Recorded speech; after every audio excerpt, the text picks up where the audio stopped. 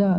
Как будут защищены права человека вот на этой стадии доследственной проверки? Потому что если, например, там нет ГГЮП, там нет защитника, там, значит, если будет назначена экспертиза, например, по каким-либо делам, то каков статус потерпевшего? Ведь все кричали о том, что надо защитить потерпевшего.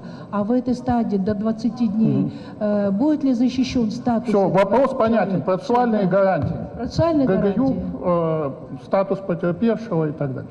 Так, спасибо, Лариса Турановна. Ну, во-первых, я бы хотел для общественности донести. Вы являетесь таким же членом экспертной рабочей группы, которая...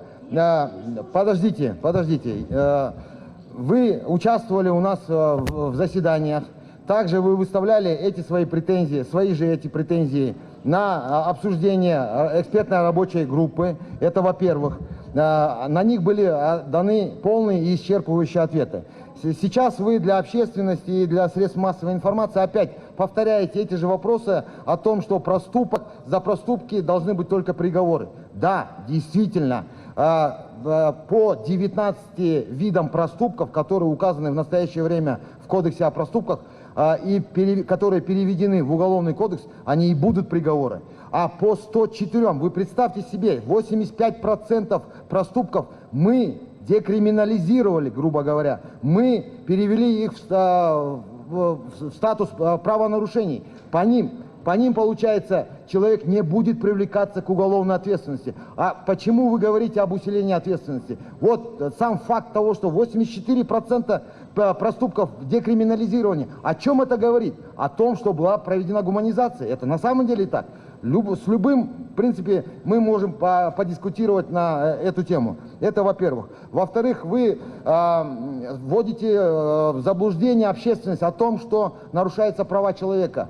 Я категорически с этим не согласен, потому что мы постарались не только соблюсти все те принципы, которые были заложены в действующих кодексах, но еще и усилить.